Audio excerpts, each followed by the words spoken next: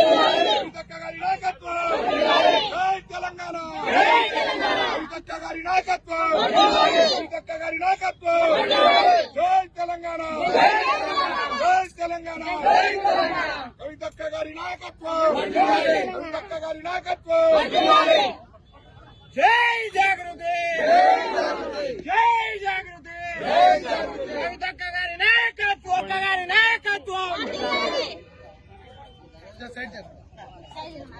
అమ్మా మా పింఛన్లు మేము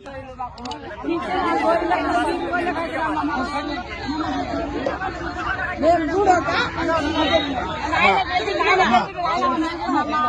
మమ్మల్ని మోహన్ చేసేవాడు మోహన్ చేసేవాడు బీబీ గోళీ సురగోలే అవుతామా.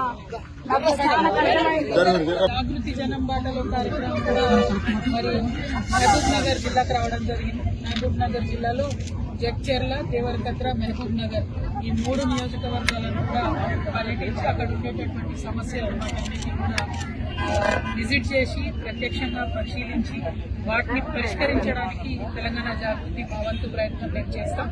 అల్టిమేట్ గా ప్రజల నుంచి ఇప్పుడు ఉండేటటువంటి సమస్యలు ఏంటివి, వాటిని ఎట్లా పరిష్కరించాలి అనేటటువంటి విషయాల మీద పోరాటం చేయదలుచుకున్నాం. దానికోసం ప్రజల మద్దతు కూడా కట్టడానికి ఇవాళ వస్తా ఉన్నాం.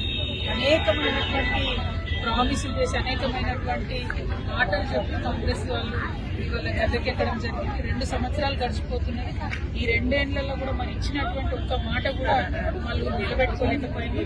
ఫ్రీ బస్ ఒకటి ఇచ్చింది తప్పితే పెన్షన్ పెంచడం కానీ, ఇల్లు ఇవ్వడం కానీ, ఉద్యోగాలు ఇవ్వడం కానీ, మహబూబ్ నగర్ జిల్లాలో ఉండేటటువంటి ప్రాజెక్టులు పూర్తి చేయడం కానీ ఏ ఒక్క కార్యక్రమంలో కూడా వీటన్నిటి మీద ప్రజల దగ్గరికి పోతాం. అన్ని నియోజకవర్గాలు ఈ 3 నియోజకవర్గాల్లో ప్రత్యక్షంగా ఉన్న సమస్యలన్నీ కూడా చూడడం జరుగుతుంది. Thank you. జై తెలంగాణ.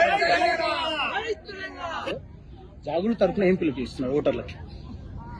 రిలీజ్ ఎన్నిక అనేది బై ఇన్సిడెంట్స్ వచ్చినటువంటి ఎన్నిక. అన్ఫార్చునేట్లీ గోపీనాథ్ నగర్ చనిపోయినప్పుడు వచ్చింది కాబట్టి ఆ విషయంలో తెలంగాణ జాగృతి ప్రమేయం లేదు, మాకు పాత్ర లేదు. జూబ్లీహిల్స్ ఎన్నికల్లో మాకు అవసరం లేదు. ఎందుకంటే జూబ్లీహిల్స్ ఎన్నికల్లో ఏ పార్టీ గెలిచినా ప్రజలకు వచ్చేది ఏం లేదు. అల్టిమేట్ గా ప్రజలకు కావాల్సినటువంటి కార్యక్రమాలు చేపించడానికి ప్రతి జిల్లాలో పర్యటన చేస్తూ ఉంటాం. ఇక్కడ ఒత్తిడి పెంచడం ద్వారా ఇక్కడ పనులు పూర్తి చేస్తే ప్రజలకు లాభం అవుతుందని నమ్ముతున్నాం. జూబ్లీహిల్స్ ఎన్నికల్లో మాదేమి స్టాండ్ లేదు. Thank you.